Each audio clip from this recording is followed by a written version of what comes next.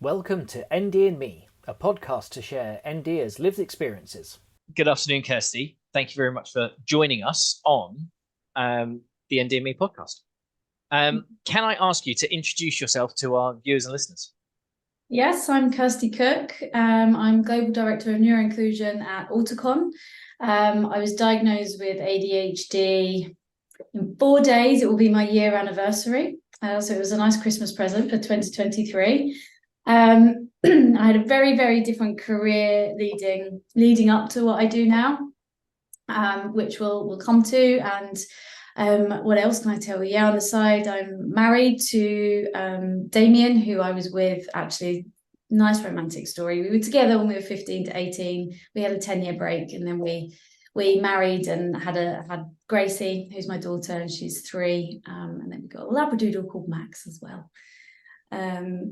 And yeah, so I should say, I'm in a bit of self-reflection mode, I guess, coming up to that year point of this new learning of myself and what ADHD is for me, and honestly correcting a whole bunch of misconceptions I had about ADHD, even though I worked in Neurodiversity, and finally understood, honestly, the real meaning behind lived experience. And I would bang that drum every single day at how important that is, but it was only once I realized I had ADHD myself, really how important it is and what that really, really does mean for somebody, and to help other people understand as well.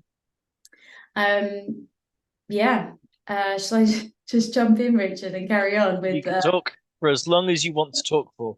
A couple of very quick questions and thoughts is what led you to your diagnosis? So did your whole world implode and it was like, hang on, there must be a reason for this? Or was it the social media TikTok trend of? No, it was not. It was maternity leave and being at home every day with I hate this term, but the classic term of parenting of a difficult baby. And that domestic load, being honestly a bit bored with the same thing every day. Not a bit bored, very bored. And we just had COVID as well, so we've been at home. There's more time to think, more time just being at home and creating a mess, apparently, that even though I wouldn't see it as that. And when was it? It was the October of 2021. My husband and I went out for our anniversary meal. First meal out, post-baby, post-COVID, everything. So it'd been, a couple of years. And we'd been drinking a little bit, and because we hadn't, I hadn't been drinking that year, went to my head very quickly. So there was absolutely no filter. But things hadn't been quite right that year for me, mental health wise, and things just started to add up. I was just thinking, like, this isn't right. Something isn't right. And a big trigger point of that was one night I woke up at 3 o'clock in the morning, and I noticed for the first time that the pace and how much was going on in my head at 3 o'clock in the morning. And I suddenly stopped myself, and I'm a yoga teacher as well, and not so much now, but used to do meditation and mindfulness and stuff. And it was that first moment of awareness of this. Nobody wakes up like this. Surely nobody can wake up at 3 o'clock in the morning from nothing and just have this much going on in their heads. And I'd never noticed it before. And then there were moments where my husband would pack a bag for my daughter to go out, and he would just pack the bag and it would just be done within minutes. And it was no stress, there was no worry, there was no anxiety, there was no planning. From beginning to end, it was complete.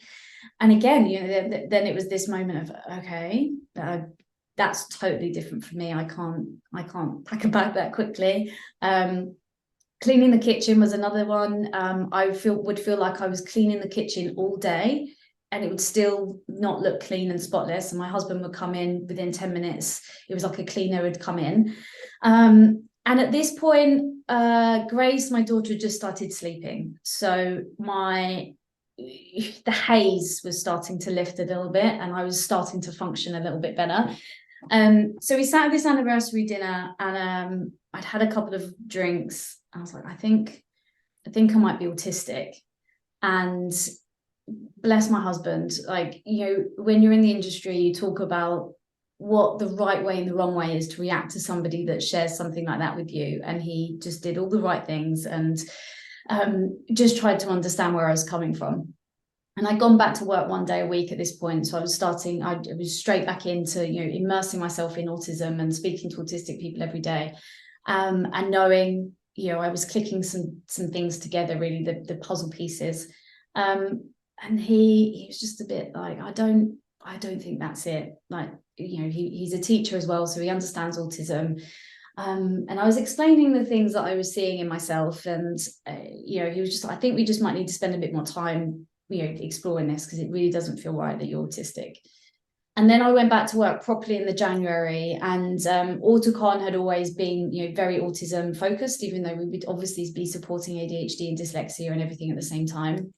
But we were expanding our services. I was building what our neuroinclusion services look like and our consulting arm. And I started to look at some more video content to understand that lived experience of ADHD in females in particular. And this was in the May of 2022. And I was just like dumbfounded that these women were describing my life. They weren't they weren't distracted and naughty at school. They loved school and they were really good at school and they got all the good grades. And were you singing "This Is Me" in my head? Yes, I was like, literally, like, some of these stories, I'm just playing back my life right now. This is all making sense. And it was very quickly then I knew it was ADHD. Obviously, I went down a complete rabbit hole of research, and went to the GP. Oh God, I was prepared for a bad experience because I work with so many autistic people that, honestly, the majority of people have an awful experience when they go to the GP. And she asked me what I did, and she was like, "Oh wow, that's really interesting. You're advising businesses on how to be inclusive, but how do you know if it's ADHD and someone just isn't an arsehole?" I was like, because you could be an arsehole with or without ADHD.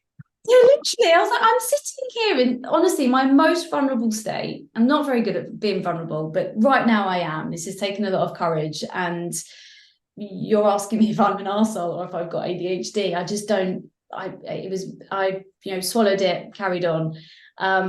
You could have reframed the question. Hey, GP, how do you know the difference between a GP and an arsehole? Yeah, it's very ever since I have this thing, it's like when these like recurring triggers of, I'm going to go to that GP and I'm going to tell them, I'm going to give them some training, I'm going to sort them out. But I haven't done that. I'm still on the waiting list for the GP, but I've ended up going private that Christmas because I just needed to know and move into the next year knowing. And then was that a combined assessment or was it just an ADHD assessment? I went just for ADHD, but they did, based on the report back, they were looking for autism as well, but it came back as a no. As a no. Sounds a bit weird to say that. No, I didn't reach all the tick marks for the autism diagnosis. So yeah, and that was a year ago now. Wow. Yeah, but very much maternity and hormone led and lack of sleep. I now know, and that's been a huge learning this year. Sleep is an absolute non-negotiable for me. I cannot function without it. And I don't think I would know now if I hadn't been pregnant and if I hadn't had my daughter. I don't think I'd know I've got ADHD at all. Yeah.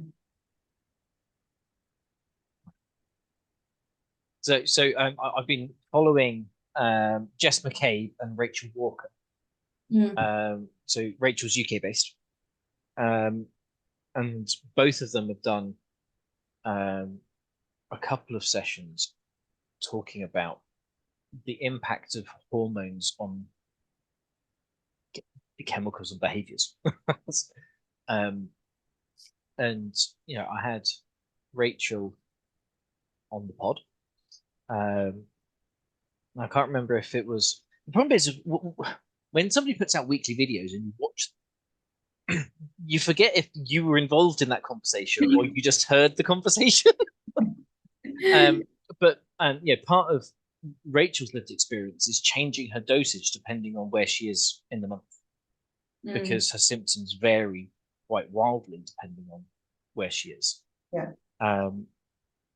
And I've got a couple of friends, acquaintances, and contacts who are perimenopausal or menopausal that have also been impacted by their hormonal changes.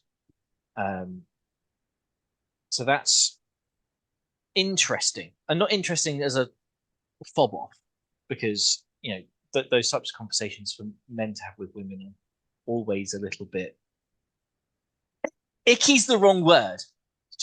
Challenging. Yeah, I've got 2 teenage daughters. I need to get comfortable with it. Just, tolerating. Speaking with Cush in the last episode, a conversation of tolerance rather than acceptance. Yeah. But it doesn't flow as naturally as what's the weather. Yeah. Completely. I think there's always this fear as well of, are you going to say the wrong thing, and how's it going to come across, and so on as well. And the challenge is you don't have the science and the research to look at and have that as a fail-safe almost, and something to go on right now, because there isn't anything. I saw recently, I mean, I do this all the time. I saw this thing and then it's a rubbish story because I can't remember the details. But there is some research going on in the UK at the moment. It's the biggest piece of research that there is, as far as I know, into ADHD hormones for women in particular. Yeah. I'm so excited to see what comes out of that, because it's an absolute no-brainer. It does, there definitely is. And I haven't gone down the medication route, but was that a financial choice or an NHS delay choice, or I don't need it because I've done 30 odd years without it, I'll be fine? Mainly a mixture. It was financial because of the, going down the private route and the cost of that. I think I will probably, when I eventually get to the point of being offered a GP NHS diagnosis, I will probably do it. I just got a camera there, sorry. You did. Unacceptable. I will probably do it, and then I've got an easier way to access medication if I want it. But it was the price. I was really open to trying it, even just for an experiment, to be honest, to see what the difference it makes. And after speaking to so many people for so long who, it's one way or the other. It's either, I can't believe I've lived without this all my life, or no, it didn't work for me. And I was very interested to see what it would do for me. And yeah, I'm still very, very open to that. But at the same time, I struggle to take paracetamol if I've got a headache, and would rather do all the natural remedies. So to find different routes until it does get to that point and it's more easily accessible for me is, I feel comfortable doing that, to be able to just use it as a learning pathway almost. But my mum works in a chemist, and she's got that background, and she knows and sees people coming in for medication and stuff. And when I spoke to her about this, she was just completely anti it and had all of these stereotypes in her head of, oh, it just mongs people out, and it doesn't, you're not going to function as well, and you've lasted this long, why do you need it now? So there was a little bit of education there, of course, to help her understand. But yeah, the time will come. I think it will be more, I really believe in medication at different points in life when you really need it. Particularly, I just said to my husband the other day, I'm actually really fearful of what perimenopause and menopause looks like, because I can feel myself likely to fall off a cliff somewhere, and medication will probably be helpful at that point. Yeah. And that part of this mixture of this conversation of medication, because I'm also unmedicated. I'm just over 2 years post-diagnosis. I've been on the NHS waiting list for medication 2 years in January, because my GP took a month to write a referral note. And last week I asked them for an update. I was like, hey, it's been 2 years. Can you let me know where I am? We'll pass it to our service manager. Nothing. We'll see what happens there. But 60 years ago, we didn't have HRT, and nearly every woman in the Western world now has medicine for their menopause. Yeah. So 15 years ago, we couldn't have adult ADHD diagnosed as an adult because it just wasn't in our guides to enable that to happen. So we weren't using all of these chemical interventions for adult diagnosed ADHD because you couldn't be diagnosed as an adult. Yeah. But now we've had 15 years of, and longer, because children diagnosed and medicated, then when they get to adulthood, continue their medication. So we've had 15, 20, 30 years of people taking medicines to help them with their symptoms, to help them with the challenges of their day-to-day. So I'm torn on the conversation of this shortage and how much of an impact this shortage is. So I had the privilege of joining Matt Gutwell and Andrew Jay on a emergency live broadcast in November talking about the shortage, because Andrew is a prescriber and got updates from Takeda about availability and the impact of the drugs and all of that stuff. And then me and Matt look at it from the other lens. Matt's medicated and acts as a mentor, and I'm unmedicated and acting as a coach. So, for 60 million years, we've had ADHD adults not medicated. So how have we interacted with the world, dealt with the challenges that arise from those symptoms without medication? But in the last 30 or 50 years, we've had the opportunity to have some medication. So, if you're 40 and you get diagnosed ADHD and then you start medication, when you stop medication, is it better, the same, or worse than it was 5 years ago before you were diagnosed and or medicated? Because you've probably now got even more skill in managing your symptoms because you understand what you need to do. But at the same time, you've had that light at the end of the tunnel taken away from you. So now you're in the dark again. And I can empathize with those people who have got to an even keel and a steady way of living and working on their medication to then have that dry up, then be aimless, listless, lost at sea. Very much a lifeline. And I think and this is another scary part of you that comes now into decision making of whether I'd want to start or not, because of this shortage and seeing what it's done to family members around me too. Like, the reliance on it is has been catastrophic now, really, to their family life, since they've not been able to take it. And it's really knocked them for six of seeing for themselves how much they need it as well compared to before. And I think everyone has a different level, I guess, don't they, of how they're experiencing ADHD and what is challenging them day to day and how far medication is needed for them. And that's completely valid and needed. But for me at least, if I am fine, and I think you're absolutely spot on with that awareness and that understanding of what is triggering you, and putting in the work to understand that, and put in the work to give yourself the compassion and the satisfaction, or satisfying the needs that you actually have, rather than just depressing them and pushing them away to one side. That's helpful, of course. And if, as long as I can manage like that, then I will. So what types of things are you doing to manage? Sleep is keep going off video, sorry, my camera's going. Coming back. Sorry, I'm giving you more editing now, aren't I? It's fine. Sleep is the most basic one, but it is one I really have to plan now.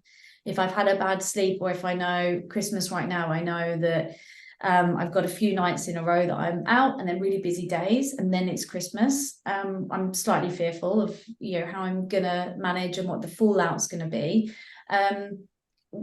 but we literally have to plan around it. And we've done things like, periods where I sleep in a separate room, which is absolutely, quite contentious, I would say, in a lot of couples. But for us, and this isn't regular, but my husband snores and I'm really sensitive, so I need some sleep. So if I know, like, within this period, I might not be getting very much sleep, I'll go sleep separately, so I can also have a lay in and not be woken up at 6 o'clock in the morning by my daughter. But it's things like that they're make or break, honestly. Weekends, especially after hyper focusing so hard on work for a whole week. Something I've noticed, and is a bit of a realization just literally in the last few weeks. So that wind down of Christmas, you're trying to get things done, but you're taking a slight foot off the pedal. And I've not been giving that 110% that I usually do. And my husband said to me the other day, something's going on because you're laughing more. And that's it. I've just not been giving my everything to work, 5 days a week. And then I was in a call, we're developing some e-learning. I have massive perfectionism, and nothing is ever, finished for me. And my manager was like, I think, we all here in the group, we need to remember, a 90% like great product here is really, really good enough. Like, that is a really impressive achievement. And I walked away thinking, I don't know what that is. I have no idea how to collaborate 90% into this. I just don't have that way of doing things. And we're working with a learning development consultant, and we had a chat after, and he was like, they're really impressed on the call, Kirsty, with what the output is of this e-learning. Most people would have that reaction, but you are really, really critical. But because of that way of being every day, it's a big hyper focus, which means at the weekend I fall down a little bit. So 2024 is the learning, and what I do is to realize that most non-neurodivergent people do not give 110% every single day at work. They balance things a little bit better. Yoga, it's a very hard one for me. It absolutely helps. In 2016, I had a really, really tough year with panic attacks. I'd never experienced them before in my life. Terrible anxiety, anxious anyway, but it was just very, very severe that year. And yoga completely saved me. This was an ADHD moment without me realizing. I wasn't happy just practicing yoga. I had to quit my job and go to India and learn to be a yoga teacher to be happy. And it definitely is a winner for me. But finding the routine for yoga and exercise, despite knowing the benefits, it's just a very tough nut to crack. Yeah. So why yoga? I was talking to Joe Pack in season 1, who is renowned for being drug-free ADHD. And he also went out to the East and studied Buddhism and came back and is all about mindfulness practice, does cold plunges, all kinds of stuff that I would never dream of doing.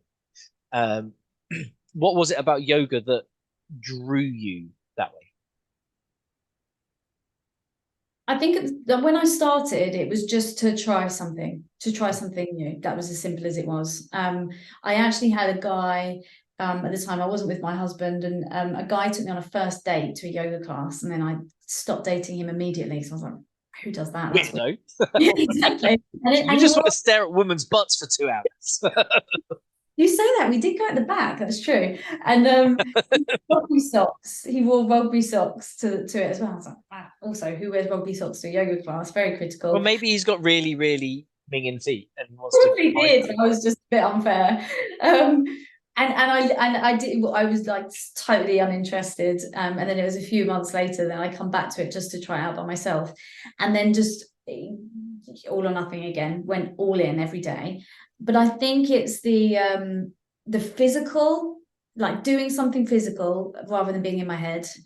And when, I practiced enough to be, at a fairly good level, I would find that flow with or without a teacher. And again, it meant that was all I was thinking about. And the breathing aspects of it, there is so much power in the breathing elements of yoga. But I think this was the big one, just not thinking about anything else once you find that rhythm. And when I went to India to do the yoga teaching for a month, every morning for an hour we did pranayama, which is breathing practice. And the guy said at the front was like, you'll all laugh at this, but you will never need coffee again if you do pranayama for 1 hour a day. And I kid you not, he was right. I didn't touch coffee for that whole month, when normally I'm a 3 cups a day kind of girl. And I think that was the power of finding that energy. And yes, the focus and mindfulness of it, but some actual energy from usually feeling completely exhausted all the time as well. So it's a combination of things. So I know all the right ways. I know what's good for me, but finding the time these days is tough. Yeah, I keep having this recurring conversation of, it's skills before pills. Yeah, I get that. I completely get that. The problem with executive dysfunction is knowing to use the skills that I know. And going, hang on a second, just stop and do this thing that you know that you should be doing. It's just like, look, my brain's 4 steps past that answer before my brain's even stopped to go, hang on a minute, can you just slow down a minute? yeah. But no, I gave up caffeine in 2019. Did you? So I went on a 6-day retreat, and they were like, no alcohol, no refined sugar, no caffeine, and I was like, I'm not going cold turkey on that week, because I know what caffeine withdrawal does to me. Yeah. So let's stop and then be clean before I go away. But yeah, Well, I think. Go. Well, first of all, how has that affected you? Do you think positively? Well, so it's quite funny, because the retreat was psychoanalytic in a way, because it was to deal with childhood wounding. So there was all kinds of different spirituality, ritual based stuff, and some scientific based stuff to deal with trauma. Because my work were like, he's obviously traumatized. We need to deal with his trauma. That's why he's so defensive. That's why he's so sensitive. That's why he's an arsehole. No, I've just got ADHD. So part of that conversation was looking at the parasympathetic nervous system, the limbic system, how our bodies somatically experience stress, and the peaks and troughs of energy and reaction when we're triggered. So, on the course, it's lots and lots to talk about. Well, what we want to do is get you more normative. So people have peaks and troughs, but they're relatively small, relatively close to the baseline. And if you have a spike, you come back relatively quickly back to your baseline. The problem is that when you're stressed and you have all of that learnt and lived experience and layers of masks, then your spikes are much bigger and you flick between them much more rapidly. So for me, that whole conversation is then mirrored for the energy caffeine conversation. Mitigating sugar, mitigating caffeine makes me more regulated. Yeah, okay. I did see that happen with alcohol last January. I gave up alcohol for the month, and then completely different relationship to alcohol ever since, because I saw how much it was impacted you. Yeah. And that, again, especially when and I just got my diagnosis and had been kind of in this hole of looking at everything. Alcohol was the topic, so I was looking at what alcohol does to somebody that's got ADHD as well, and it was quite profound, actually, what I felt within 4 weeks of not drinking. Yeah. And that's without touching on the whole conversation of self-medicating with stimulant type drugs like sugar, caffeine, and alcohol. Yeah. So This is the danger, like how subconscious it is. Like, it was one day I was walking down the stairs, and it was after work, in January, been given up, and I went, oh, I really need a drink, in my head. And I was like, wow, this is a really regular like thought in my head of, I need a drink right now, because if I'm stressed out, I'll have a drink. And I was speaking to someone recently with ADHD, and she was asking, about how I've managed things and whatever. And we were talking about alcohol, and she's like, but I can't quiet my mind at night time unless I've had a couple of glasses of wine. And I get it. I really, really do. I was there. But it's dangerous territory. Yeah.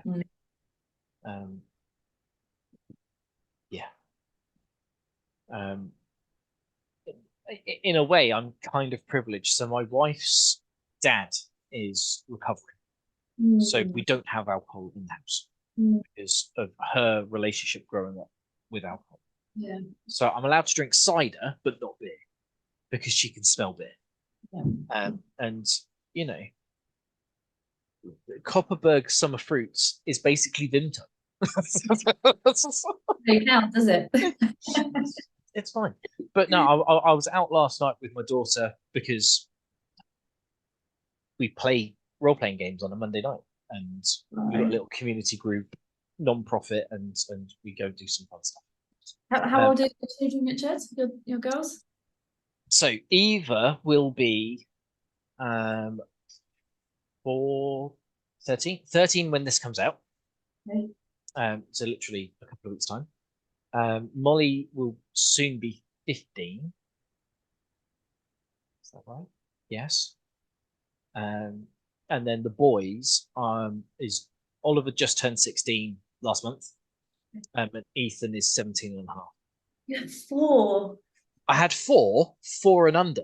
So Ethan was like 4.5 when we had Ethan. That terrifies me. After 2, you just do more. It's no harder after 2.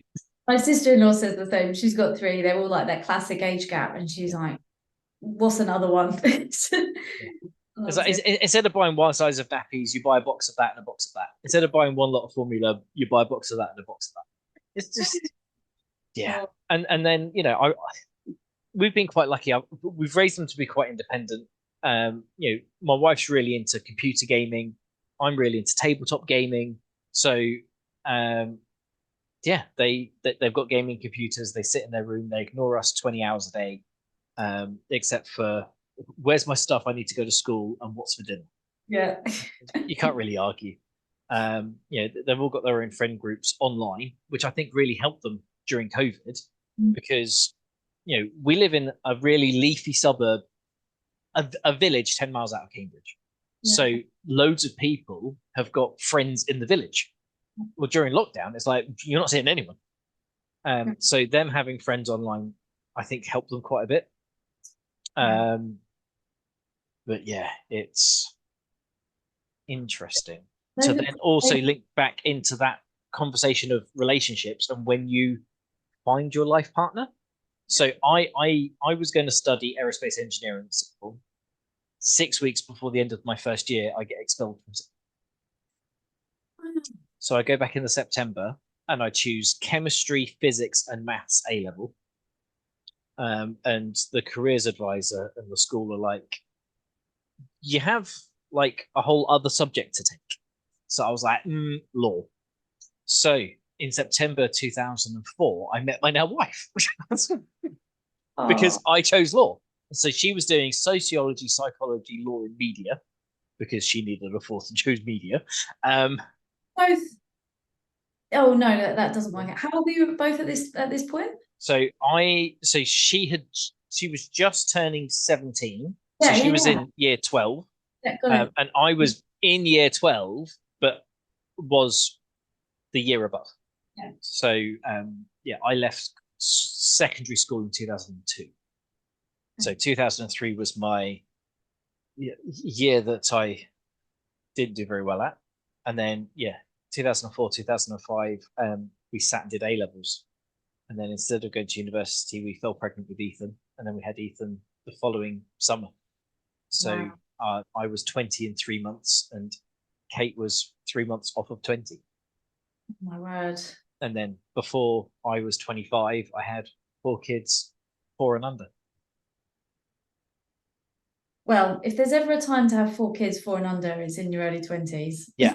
and now I'm, I can see my 4th decade on the horizon. Yeah. And I'm like, there is no way in hell I would want to have a newborn baby at this age. Just, I have enough trouble staying awake. Yeah. Yeah, my mum was, she was 42, going through menopause without realizing she was going through menopause. And after she had my sister, she was told she couldn't have children again, had several miscarriages as well as, on the back of it. And then fell pregnant again because of hormones. So 42 years old, she become a mum again. But she was 6 months when she found out. And I was coming up to 19. And the sleep thing knocks them for 6, especially as Mummy's 100% ADHD and didn't realize it until I told her she was. When I told her about the diagnosis, she was like, "Yeah, but you're just describing me." So that's the point. Waiting for the penny to drop, Mum. And yeah, it was tough, but it's one of those things though. Once you have a child, it's tough, but you could never imagine yourself without them. They're there, aren't they? They're part of your family, and then that's it. So yeah. Interesting times now with so 2024 is going to be a big year because Ethan's in upper 6th, so he's going to do his A levels. Oliver's in year 11, so he's got his GCSEs, and then the 2 girls are now teenagers. So I've decided to come live in my office from Easter to summer next year because that's just going to be a basket case that may or may not also be on fire. Yeah. When you listed their ages, I was thinking, wow, that's all big ages. Yeah, it's pretty full on. Although, in some ways I've been quite lucky. My youngest son got to the terrible 2s and then never grew out of them. So it's all downhill now. Another couple of years he'll be out. He'll be at college with his mates. See you later. But it's really funny seeing their interpretation of my life. I'm not going to make the same mistakes you did. You had a baby before you were 20, and I'm like, mate, you're 17 and a half. It's like you haven't even got a proper girlfriend yet. You're in no position to have this conversation. It's impossible for you to reach that goal. just you're not even driving yet. Just be gone. So talk to me about Damien. So 15 to 18, so that was like high school and 6th form, and then university got in the way. How did that like reconverge? Yeah, we were. Did we reach? I didn't reach the end of A levels before we'd split up, but he definitely had an impact on me not doing very well in my A levels. And then so did my wife, but she passed and I failed. Neither of us kind of were very successful in that like 2-year gap there. I was going to uni. I was like forever. I'd always been dead set on I'm going to uni. Didn't really care what I was going to study. I'm just going. Was absolutely not on his radar or his agenda. And we were just growing apart. Weren't meant to be together at that point in time.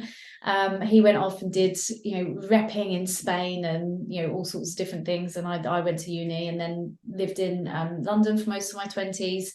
And then we had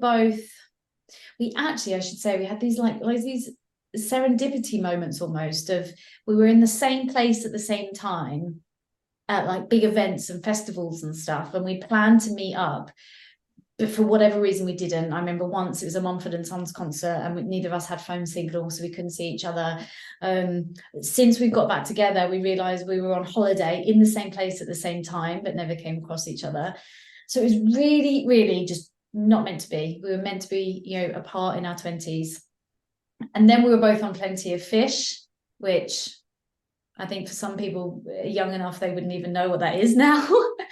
And I messaged him, and we'd always had a couple of messages like, how are you? And it was very short and sweet, but this time it was like essays. And then we had our first date again, and within 6 months he'd moved in with me. Within a year we bought a flat together. What was it, 2-3 years we were married, so it went pretty quickly from there. It's when you know kind of thing. And this is after your random trip out east to study yoga, or is during actually we'd got together as a test of time, dates. I think it was actually that 2016 year that was a bit when all a bit wobbly, and we were together, and it was the end of that year. He was just fully supportive of me needing to go, and we've always been pretty good at that with each other, of having an independent life as well, of you need to fulfill your things as well as us and family and whatever.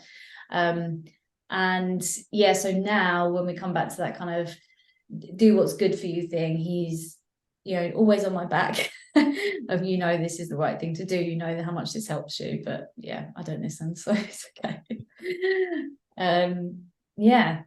So he we both like come together, and it's like one of those people that then allow you to just be yourself with straight away.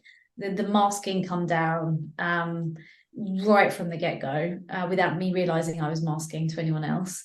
And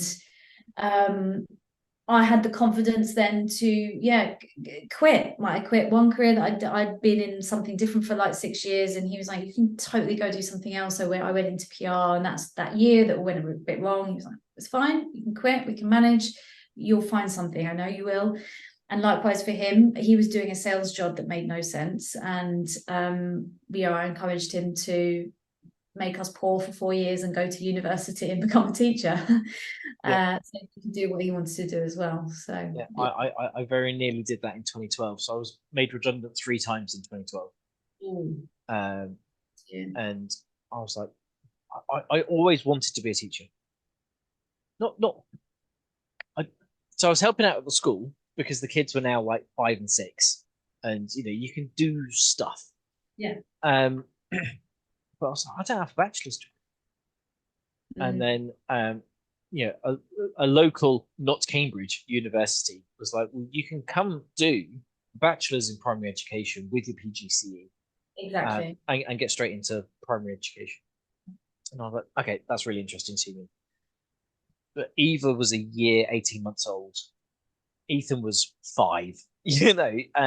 There's no way that I could, as a sole breadwinner, because the wife's not well, raise a family and study for 3 or 4 years on bursaries and loans. That just no. I don't want to say if I had my time again, because I won't and I can't. Maybe when I'm 50 and they've all moved out, then I can go to college for 4 years. And but I really do believe, I know you're laughing, but I really do believe in that. Like that people's lives and careers, like you're not going to do the same thing forever, and there's different times for different things. And I'm really inspired by those people that take those big risks and just leave everything and start all over again. And especially when you've got family, totally get the financial restrictions. So I just watched The Miracle. So it's a Netflix film from, it was 2015, might be earlier. With his name's just left my brain. He played in Bridget Jones. He played Mark Darcy in Bridget Jones. Colin Firth. It's the story of the non-stop race sailing around the world in the 60s. And he had 3 kids, a wife. He ran his own electronics company down in Devon. And he put everything on the line to build a boat and compete in that race. 60 days into that, including getting a loan from another local businessman who said, if you don't complete it, I'm taking your business He didn't tell his wife and kids that. And then got on a boat that was ill-prepared 60 days into the voyage, had catastrophic damage to the boat. Yeah. So he faked his journey around the world. And then 2 months away from coming home, decided that he could never go home because he put everything on the line and failed. So with that, I'm like, I can't take risks. I've got people I look after. Yeah, I mean, there's just a heart-wrenching story. Realities, but that took a turn that I didn't expect. I thought it was going to be a lovely story. That's very best case scenario, though. Well, it is. If you're going to go on probably the most perilous journey in the world on your own, then don't bet your life and your house and your family's livelihoods on it. I wonder if he's ADHD. That's what I'm thinking. Yeah. Well, he was an inventor, so he's probably neurodivergent because he's got a lot of thoughts going on in his brain. There's probably some impulsion there. Yeah. And suicidality in the ND space is more common than it needs to be. Yeah. So all of that could have been in the mix. But luckily, the winner of the race, the Daily Mail gave him thousands of pounds, and he donated all of his winnings to that. So, yeah. Anyway, that did get a bit dark. I apologize. But there has to be something about who dares wins. If you don't try, you're always going to fail. Yeah, and I think I've always had this thing of, to do it myself and in those extremes is a whole other story, but I would be the first one on the line encouraging and helping someone to do it for themselves. And I think this is one of the reasons why I ended up where I am via WaterCon too, of coaching our autistic tech consultants, because it's really tough. It's so hard, and it doesn't need to be, and it shouldn't, just to work and just to do what you want to do, and to find the grit and the determination to keep trying is blooming brave and courageous, and takes more strength and willpower than most would give themselves credit for. But sometimes, people just need someone to believe in them and that they believe in them. And I think that's always been a bit of an activist thread through me, I guess, to support the underdog a little bit. And yeah, you hear these stories about how people have been treated, neurodivergent people, autism or not, and they get up and try again, and that's they're not sailing around the world in 60 days. They don't need to, but it's enough. It's still a huge undertaking. Do you remember that Adam Sandler film, Bedtime Stories? I've not seen that, no. Okay, so there's a guy in the Bedtime Stories. I'm pretty sure it's the Bedtime Stories film. And his line is, "You can do it." We just need one of those in our life. Yeah. So basically, the whole story is that he's like the nephew or estranged kid of this guy running a hotel empire, and he's like the janitor, and this other guy in this story is like the groundsman or the pool boy or something. And he goes and tells kid stories to the kids at the hotel, and then every night is a different story based on like his own dreams. And this guy keeps showing up. So he was like, I really, really want a Ferrari. So he walked past a Ferrari dealership, and this guy just appeared and went, "Just take it. You can do it." And then he breaks into this Ferrari dealership and gets a Ferrari. It's a bit much. But yeah, sometimes you just need somebody to, or the Shia LaBeouf, just do it. Yeah. Bit of a cheerleader.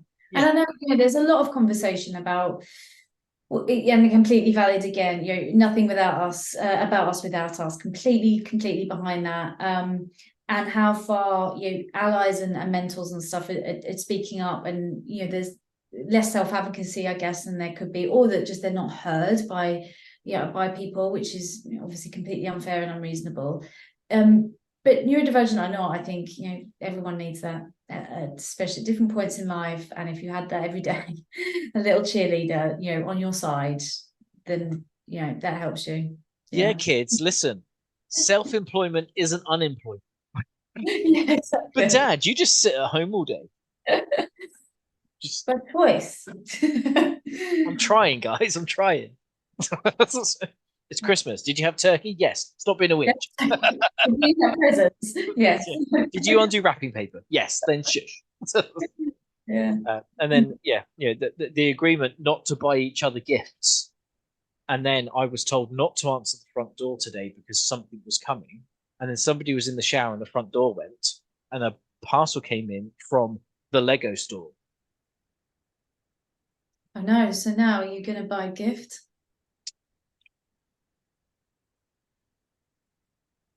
Da, da, da. I feel compelled to, but she said I shouldn't.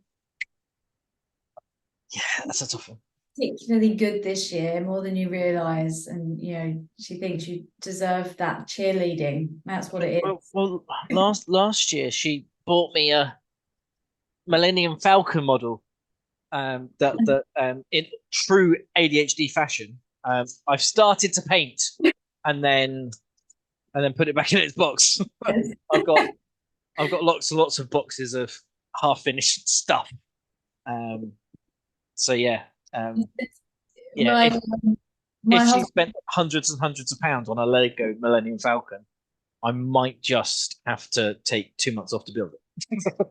Yeah, just to get that finished. My husband actually is like a bit of a clean freak, and I malt everywhere. And we've got a spare room, and I left a mat out there the other day, and he's like, I just need you to put it away. I'm like, I will, but I need one room where I know I will put something away. And it'll be where I left it? But in my own time. And if I leave something out, I've left it out because I think I might use it again in 2 days. So what's the point in putting it away? Just one room, that's all I need. Yeah, it wasn't allowed though. Well, so as I said earlier, I do model making. And it started off on the dining room table. And then every single time there was a meal, I had to tidy up. Yeah. Then I got a Billy bookcase, and I extended the middle shelf so I could sit in the corner of the room in a bookcase and work. Then she didn't like that because it was too close to the curtains, and then there'd be paint overspray on the curtain, and the curtain would get dirty. Yeah. So then I was like, okay. So I went Harry Potter style. I built a desk under the stairs so I could shut the door. Literally, the whole thing was like 2 foot square, maybe 3 foot square. It was less than 3 foot square. Yeah. I had to sit on my chair with the door open, then swing myself in and shut the door. That's how small this office was. Okay. I spent 3 weeks in there. We never see you. Okay, so you don't want me in the lounge because I'm in the way. So I made myself an office, and it's like, you've locked yourself away from us. So I was like, yes, because you told me to. So then I went to IKEA and got some of those like worktop tabletops. Yeah. So the whole back of our dining room is now one big desk.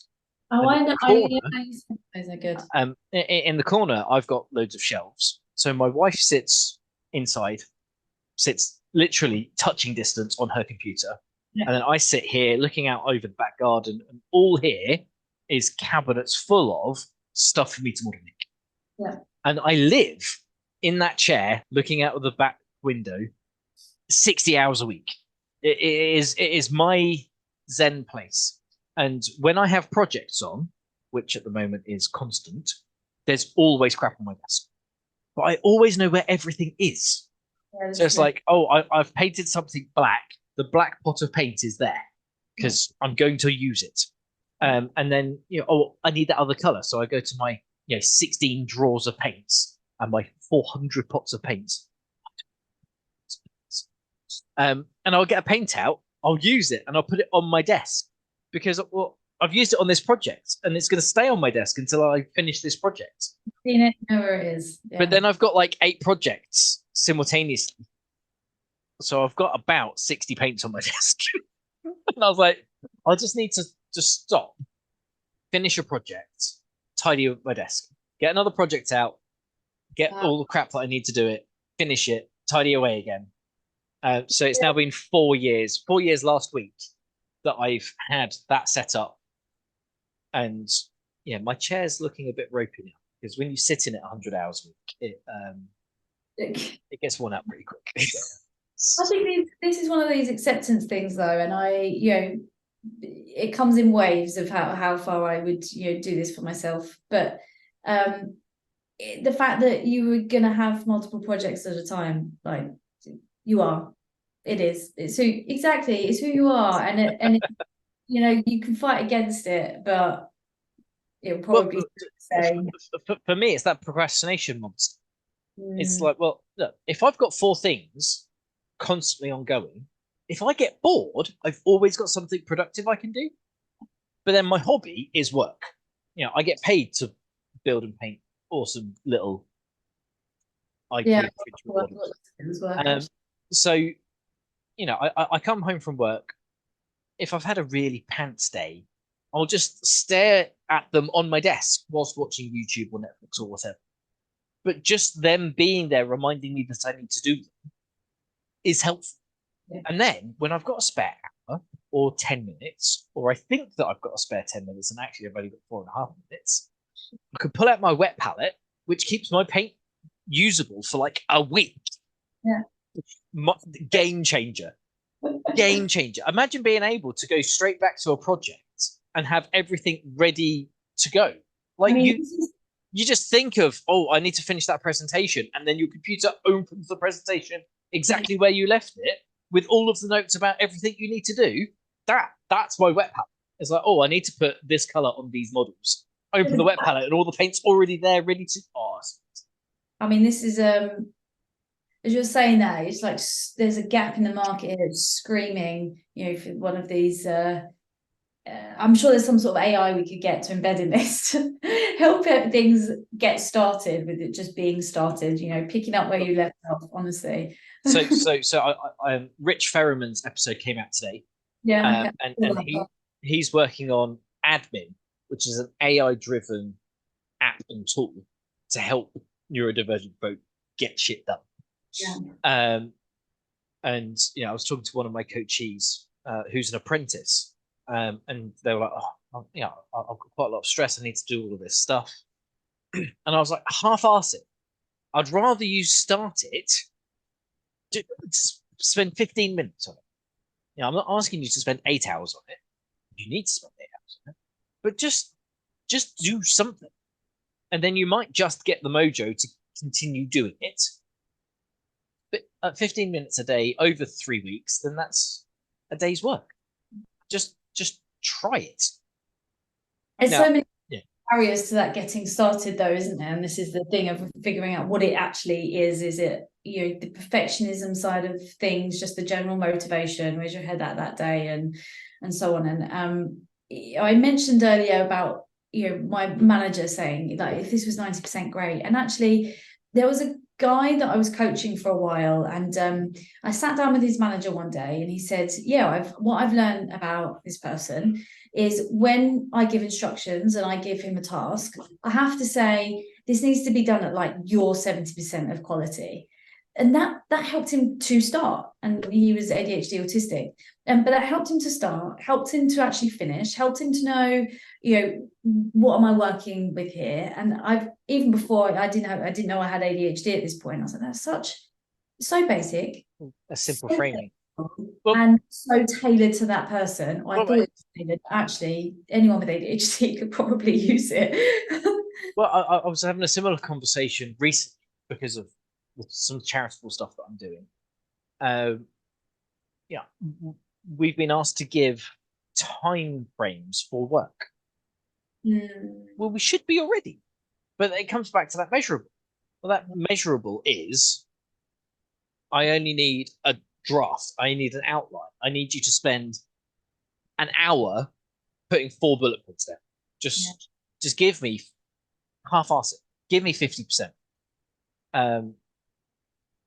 Rather than turned up and then not wanting to start because not knowing where to start from.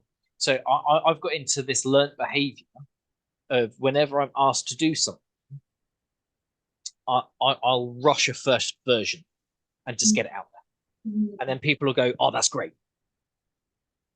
That's what we wanted then. Fantastic. Richard's really productive. He's really quick. He's really efficient. No, I'm just half-arsing it, because if that's all you need, then I'm not going to waste my time and energy on it, because I just don't have the time and energy. And if you come back and go, Richard, this is a really great outline. Can you flesh out this bit, this bit, and this bit? Then I know what I need to do. Yeah. Rather than me going and writing a dissertation, you going, I want to decide of it. Now, this is one of the things that we speak to and try to embed in, you know, how we're helping managers as well, of this clarity and that being really clear with what you're actually expecting. And, you know, even just a couple of weeks ago, like someone asked me for something, I spent a couple of hours on it.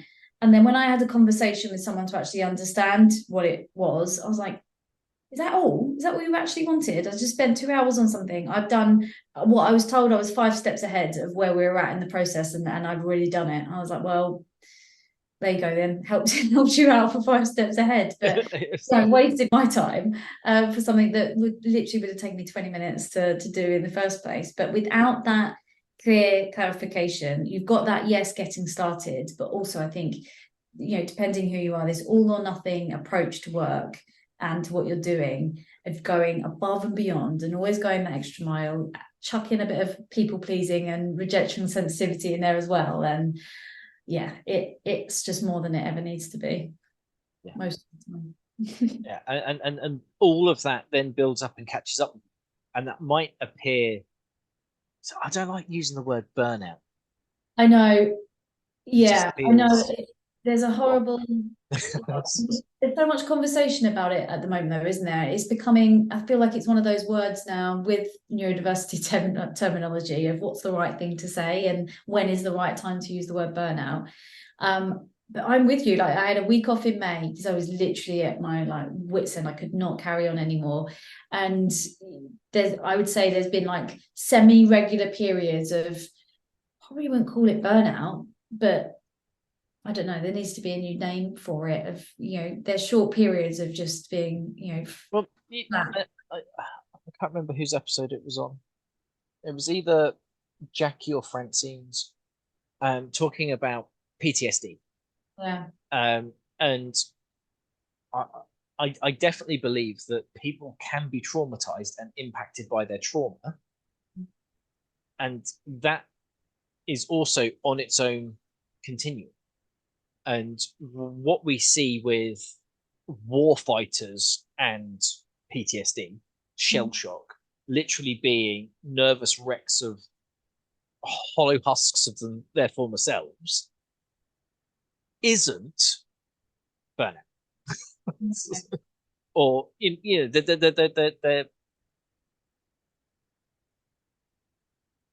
there's a long continuum there.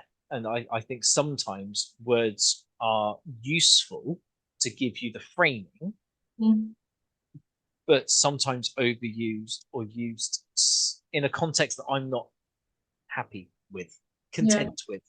Yeah. But, you know, that could just me being, you know, pernickety or an arsehole. Look, it's not cauliflower rice, it's shredded cauliflower. Stop calling it cauliflower rice. It's not a vegan sausage. It's whatever the vegan meat is.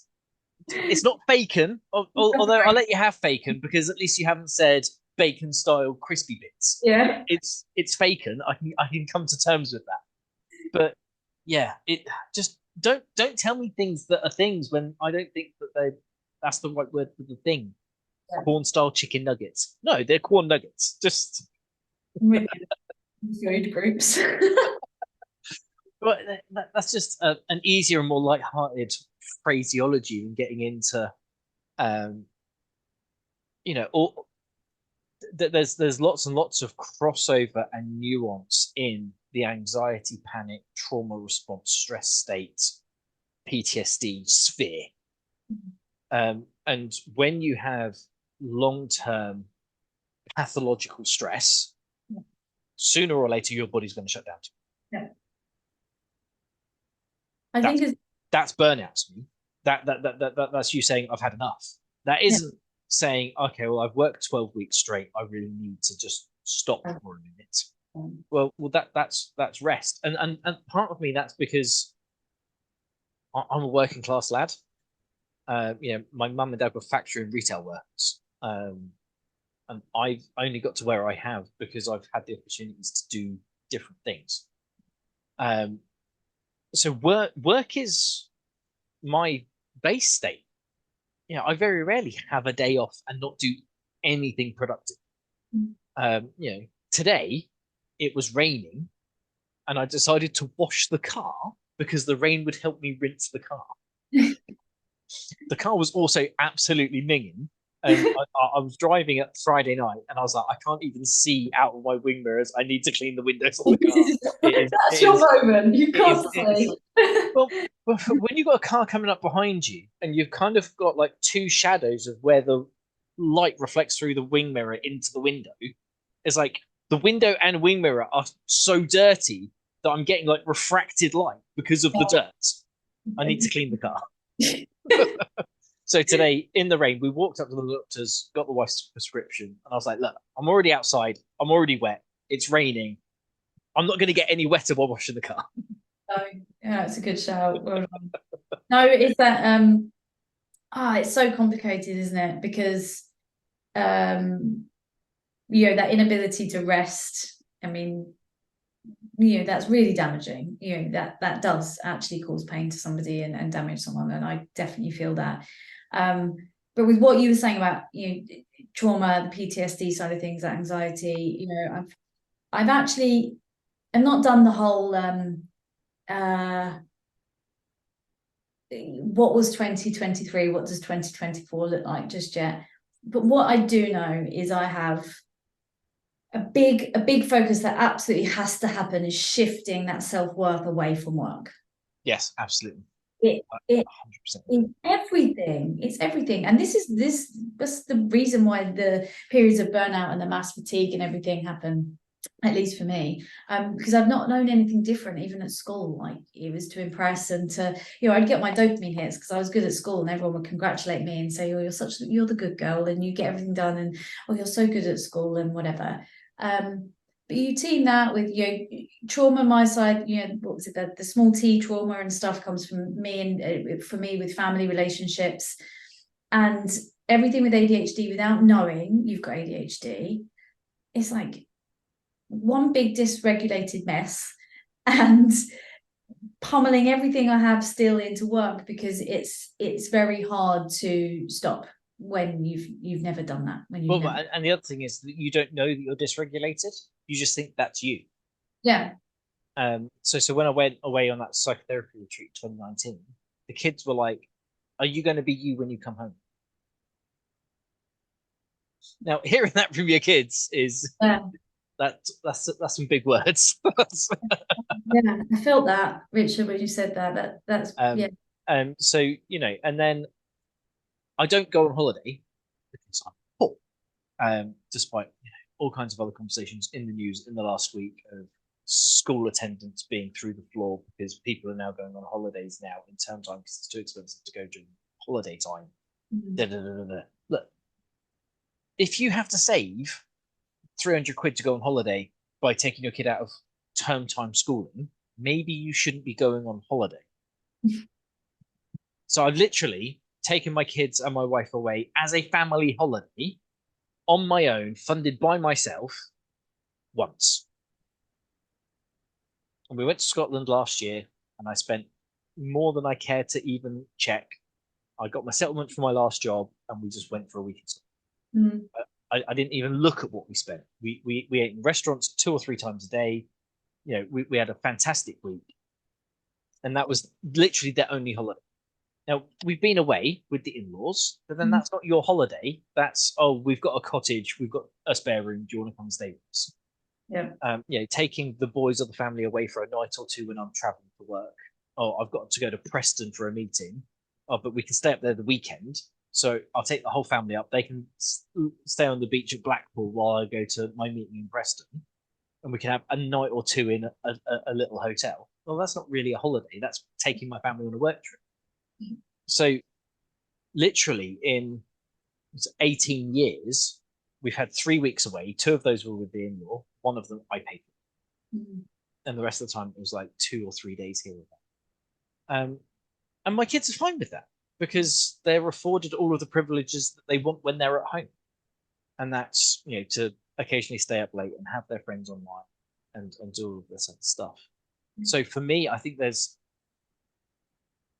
a mindset shift that's happened in society on entitlement. Well, I'm entitled to a weekend sun. Are you? At whose expense? And you know, they had the children's commissioner on the news, and she said that a child in year 10 or 11 losing a week's worth of education means that only 50% of those children will leave with 5 GCSEs. That's massive. Okay, well, I'm definitely not going on holiday, especially during term time, because I don't want that impact on my kids, because kids' education is really, really important. Plus, my kids are more than happy sitting at home playing computer games for 6 weeks during the summer without having to go anywhere. Yeah, that's the same. Anyway, I've just talked for like 10 minutes on a tirade. I apologize. Yeah, no, you're fine. I think with these things like money and attitudes to holidays and things like this, it's like interesting on its own, because you know, if you speak to different families and, you know, what did you have when you were growing up, and what do you remember, what do you remember, what was a value, what was your parents' money mindset and approach to holidays and so on, and then you go forwards, where are you now, what do you do with it now? It's very, I actually do find it really interesting. And now, because we do have grace and we have to budget, because we're adults now, you know, we do end up having those conversations more so with friends and so on now, more than like ever, especially with, you know, the economic climate at the moment. I actually find it really fascinating with what people value. And you know, we didn't go on holiday last year because of money, and we've got a house that's like one massive renovation project, and to be really honest, we regretted it because I struggled to be at home basically, and it's not my happiest of places. Not because I'm not happy at home, we have a lovely home, but I need to know what we're doing. Like, what's our plan? I need to do something, not just like sit around all day. So lesson learned for when we have a stay-at-home holiday for next time. So you can have a stay-at-home holiday, but every day you're going out? Yes, spending the same amount of money. I might as well have just gone on holiday. Well, that's the thing, is that you know, going to Scotland for the week, you know, the kids were like, next time can we like go on a plane? I was like, well, maybe Cornwall, because 6 of us getting on a plane isn't cheap. Well, then I realized that for the money that I spent for a week in Scotland, we could have had a week pretty much anywhere except for the Americas and anything east of like Lithuania. So, you know, we could have gone to Portugal, Spain, Italy, south of France. Believe it, completely believe it. And had a week. Yeah, I'm really happy 18 to 25 degrees. Just warm enough to wear a t-shirt and not be cold. Yeah. And not so hot that you die. So that I loved Scotland. We went to Scotland at the beginning of August. It was about 18 to 21 every single day. The sun came out every single day. It rained every single day. No, it was a very nice break. But you know, that whole conversation of rest. Well, what do we mean by that? it looked like Is that just a case of doing something less stressful, or is that doing something that's not stressful? Because I know loads of people that don't want to go away on holiday because that's more stress inducing than not going away. Yeah, have we got our passports? Are we getting to the airport on time? What happens if we miss the plane? Rather than just being, okay, I've got a week off work. I don't need to check my emails. And just stepping away from the stress. So, you know, I used to have 5 or 6 weeks off a year because I've been at the company long enough to get 30 days annual leave, and you use it cleverly with bank holidays and school holidays, and you can have a lay-in and not check your emails and come back a week later to a cluster of whatever happened. But one of my greatest colleagues, that he did something at the end of his holidays that will stick with me forever. So his out of office said, I'm out of office from date to date. If you need me, contact me after date. And then he walked into the office on his first day back, clicked highlight unread, selected them all, and clicked delete. No, he didn't. Did he? Every single time. He literally went away 5 weeks a year and just deleted thousands of emails because he was like, my out of office said contact me when I'm back. See you later. I mean, I see. I was like, how refreshing is that? Instead of coming back and then your first 3 days back from leave going, I've got 872 emails. Yeah, if we've got that many emails coming in, I can see the value. If you delete them all, if it was important, they'll ask you again when you're back. And something like, so he'd go away for a week or two. 30 of those emails were, hey, there's cake in the kitchen. Well, yeah, don't need that. There's no point you spending 10 seconds going through your unread emails to read there's cake in the kitchen. Yeah. So yeah, Mike's got a special place in my heart. That's special. I did, to be fair, like today, before we had this call, I was wrapping things up, and I did delete all my emails in my inbox. I'd gone through and it was one of my admin tasks, sort the year's emails out. But there were a lot there that was saved for later, and they might come in handy. And I had a moment of impulsion, I guess, of. So you didn't have a box to go keeps or save? No, you just wiped them out. Just thinking, yeah, it'll come back to me in 2024 if I need it. It'll be fine. Yeah. No, I got to the stage on an old Gmail account because I never delete anything. Oh, yeah, they're painful. And then it was like, you have 25,000 messages. You don't have enough space for your messages. So, okay. So I just went back to the beginning and then deleted my first year of employment emails. Yeah. And I was like, that was 4 years ago. Nobody's going to ask me anything about that. Exactly. So then every year I just delete a year's worth of emails. Yeah. This is one of those admin tasks for me that seem huge and it stays in the back of my mind. And I feel like I need to take a day off to sort out my Gmail inbox. And actually, I do just delete them the same. And it takes me 10 minutes. But I have to take a day off and write a select all, delete. Deleting the emails. I've come from this background of admin people wanting me to file stuff.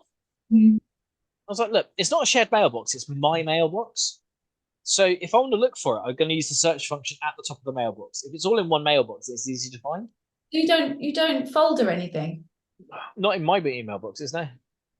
Oh, yeah, no. I just have the inbox and the junk, and then I occasionally skim the junk to see if there's anything that got in the junk that should be in my inbox. Yeah. But that's it. On my Hotmail, I have one folder called Keeps, and that's for my wife used to write me emails. So they're in Keeps. So I can't accidentally delete them. But it's just. Yes, but I do. And yes, I do folder things because the amount of times I've gone somewhere and I've lost the ticket or I don't have the receipt anymore. And I mean, that will forever happen, but I can try and stop it with over-organizing, I guess you could say. Yeah. Well, and so I got to the stage with work where I had a folder for expenses, a folder for client emails, a folder for internal emails. And then I'd spend an hour or two a week putting emails in folders. And I can be more productive with my time. Just leave them in the inbox and use the search function. Yeah, it works for you. It works for you, yeah. But then on your phone, it only loads a year's worth of emails. So I recently were having an event with the Arms House that I helped run. And I was like, oh, the previous homes manager emailed me the door code. I was outside in the rain for 40 minutes looking on my phone going, so it was December last year. Yeah, exactly. So now I put it in my notes. Yeah. Everyone can be rest assured it's in my notes. Oh, until I change my phone and then it won't be in my notes anymore. Yeah, no, all the notes. I saw, there are, I know everyone, is a bit judgy on the social media side for neurodivergence, but I don't really care. I quite enjoy it. And there was a meme the other day about, what was it? Something like, well, you've met an ADHD person when you look at their notes in their phone. And there are some like real life examples on there. And it was just quite classic. My notes are like, one word that I have no idea what they mean or what I was meant to remember, but at the time it was a note. Well, and when you're writing physical notes and then you're looking back at your handwriting and being like, what word is that to be? Yeah. Especially if it's like a month or a year later and you have no recollection of the fact. Exactly. You were meant to read it 6 months ago and you did not. So I would love to ask you for your opinion on lived experience, because you touched on that in the intro, but I have also realized that we've been going like an hour and a half. There we go. Yeah, no. Time flies. So there's my ending question normally is there anything that you wanted to talk about that we haven't? And if you wanted to use that time to have a conversation on your perspective and value of lived experience, then that kills two birds with one stone. If you've got something else, then I'm more than happy for you to talk about what. No, I don't have anything else. Absolutely do that. Yeah, no, for sure. So in the intro, you were talking about lived experience, unlearning a load of stuff, and also the value and importance of lived experience. I had the feeling when you were saying that you've reassessed and given weight to lived experience versus clinical expertise versus anecdotal evidence. Yeah. In a way that you feel it's more beneficial or more impactful or something. I don't want to put words in your mouth, and I don't want to rob you of the opportunity to talk to me about your perceived value in that space and what you mean by lived experience. So does a 7-year-old have the same weight and gravitas of lived experience as a 40-year-old neurodivergent? Yeah. Good. So I would say, first of all, not a reassessment, but more a bigger appreciation, because everything I did when I was delivering training, in coaching, it was of course like listening to people's experiences every day anyway and valuing those. And if I would create something, I would always get the input of somebody that's neurodivergent. But I was even actually go one step further. If I was talking to clients, I would also always say, it's all well and good you putting these things in place. You need to listen to your neurodivergent colleagues. Like, you're not going to go anywhere unless you start listening and actually hearing and actioning the feedback that you're getting. Yeah. I knew that to be true. Like, I really, really did. The theory of it, the practice of it, like I say, was just in everything that I was doing. But as soon as then it became my lived experience and I was able to relate to how nobody understood me, nobody understood what my experience was, because they're not me, and because they've never asked the right questions, and because I didn't know that there was anything to share on it. It made me realize, just emphasize that level of importance for lived experience, I think, and actually see the practical reasons, I guess, to the theory of what I'd always been saying. So like I say, still now in everything that I do, if I create something, if I'm sharing something, I always check in with other people, with not just my own lived experience, and same thing to clients, even more so. I'm still saying the same message, but I think I'm probably saying it with that extra level of passion and enthusiasm for it just being the only way. I think there's 100% a place for the theory and the medical model, and that side of understanding and the research and stuff, but there is nothing like the real human relationship and human connection that causes change. And I don't believe people reading a journal or reading an excerpt from something will have as much value or gravitas or connection for them as turning around to the person next to them and saying, how does autism impact you every day? What's happening for you right now? I just don't believe that it can. I've seen people's emotional reactions when you hold that mirror up and you say, this is what's happening inside your organization. These are your colleagues.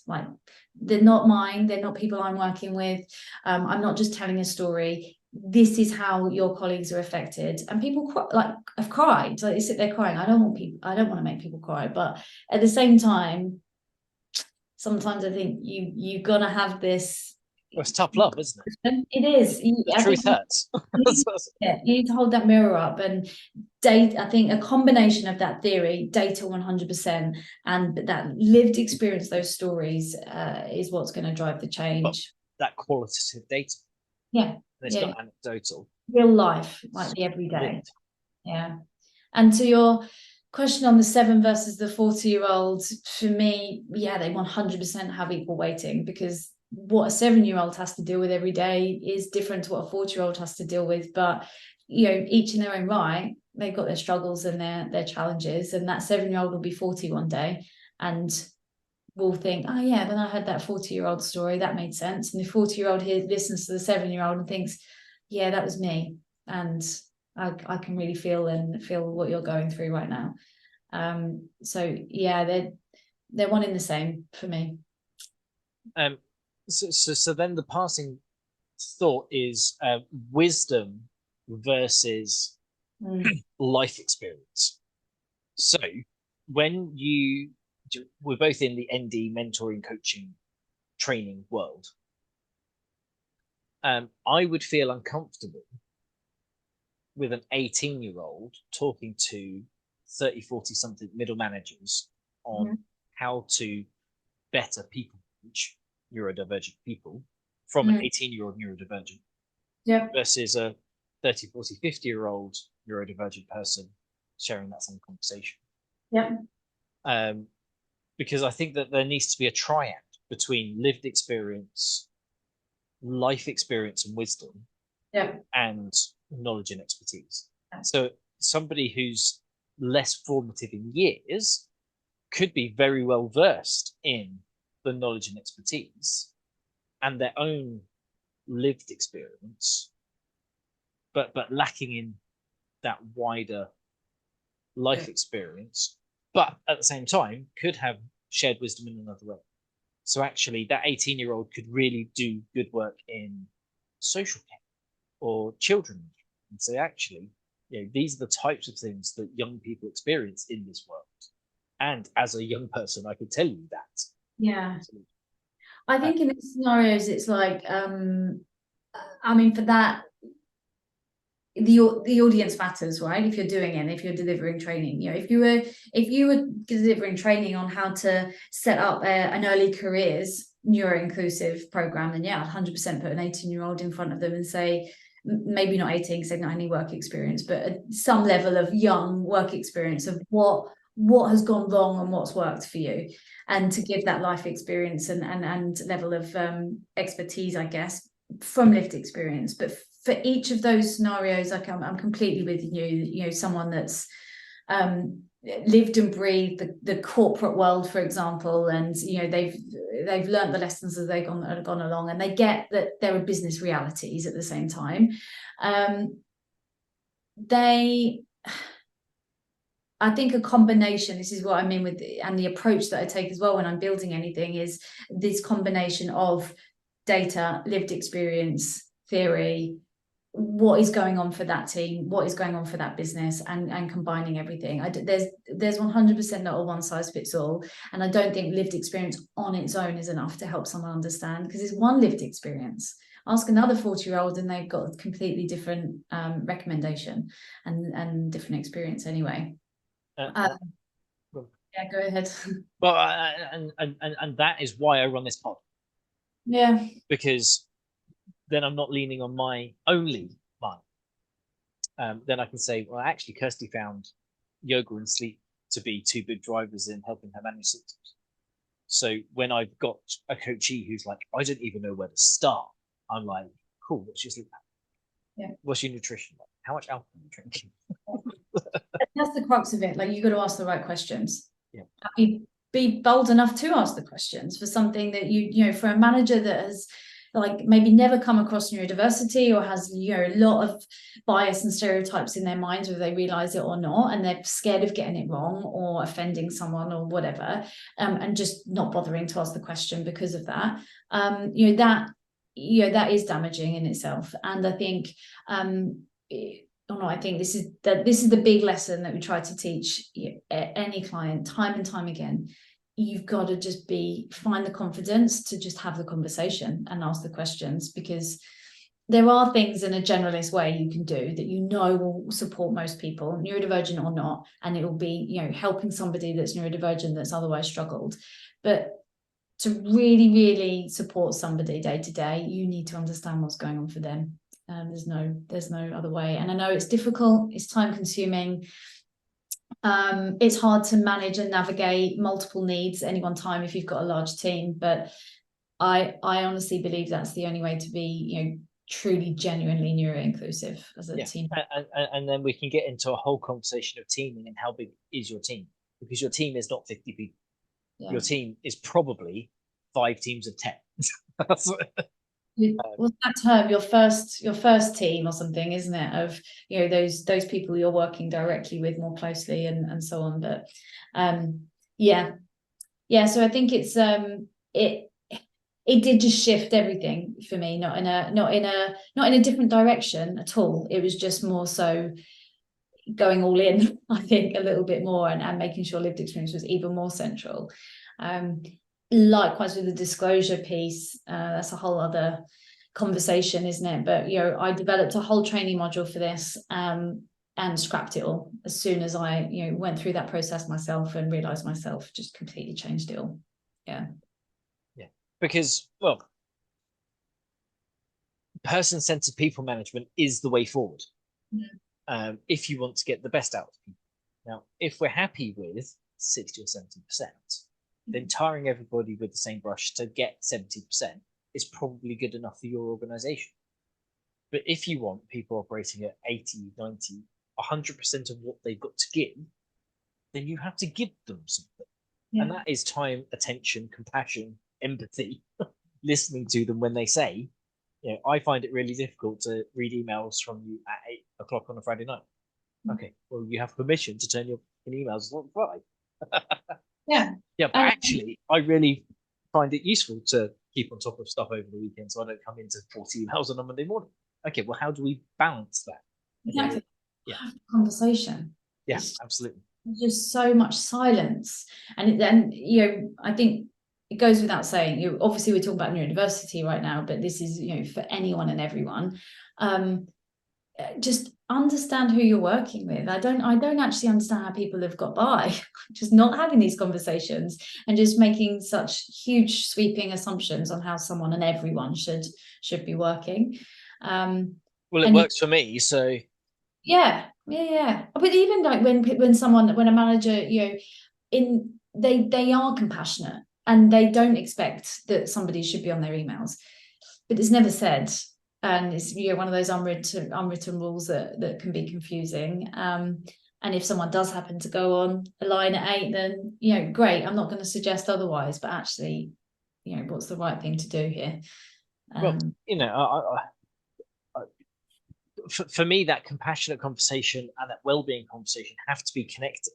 Yeah. So, you know, I was talking with one of my coachees who's taking annual leave to do work. Just stop. No. Yeah.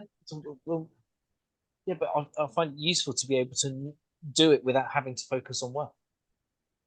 Or, you know, do this bit without having to do that. That's a distraction.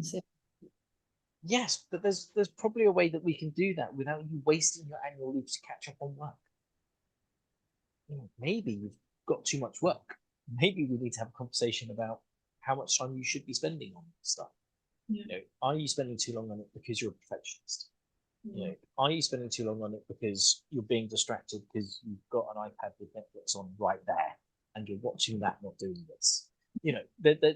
I need to understand the rest of the context. But I don't think it's good for you to stay up till 2 o'clock in the morning. But I don't think it's good for you to take annual leave to catch up on work. I think that's our privilege as externals to say some of that stuff, because internally it's a little bit too close to the bone.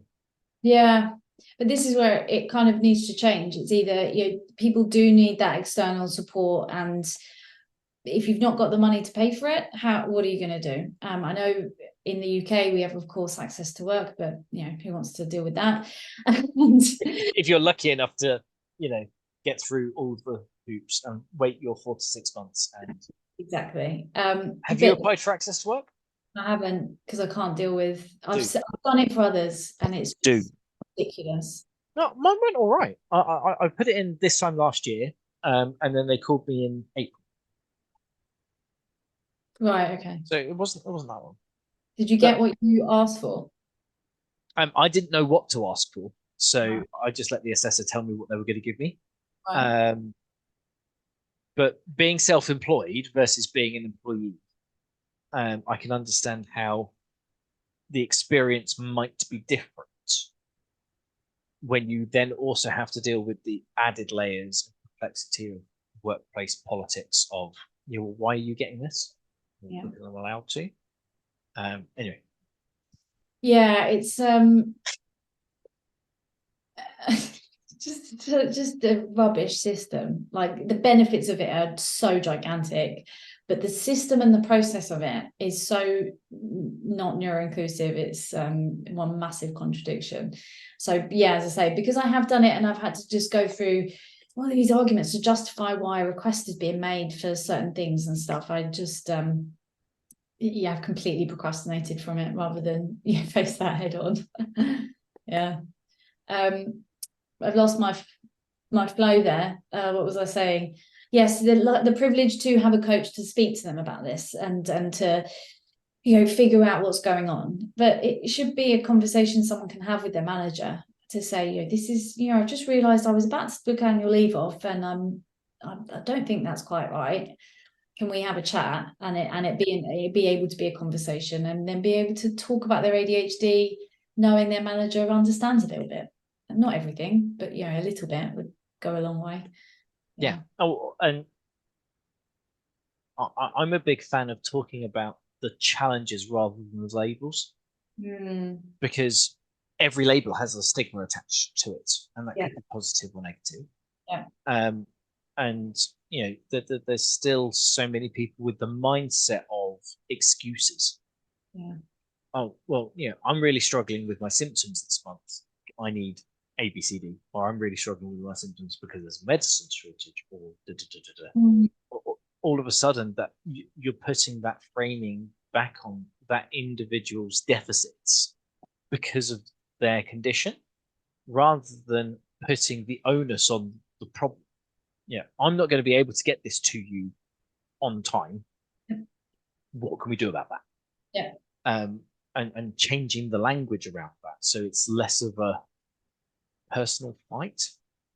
But that's just.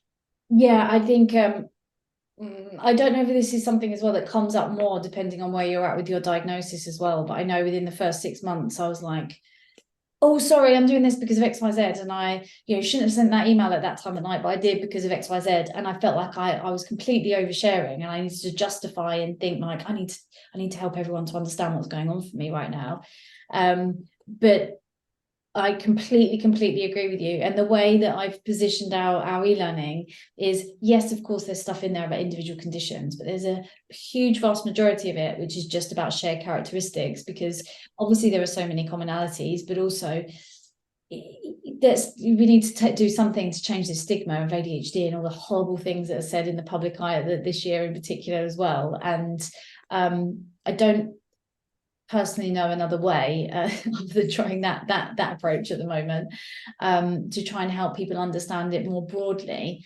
Because at the same time, we can't expect a manager to become an expert in autism, in dyslexia, in ADHD, all the different ways it might show up on different days, what different accommodations there are. That is too much to ask. But I think if we help them to understand a base layer, it's a start, with a basic understanding at least. Yeah. Awesome. So we're approaching 2 hour mark. an hour and 40. So we had a 10-minute chat before I clicked record. So yeah, I think we're Give ourselves an hour and a half, an hour and 40-ish. But it's been a lovely 2 hours, Kirsty.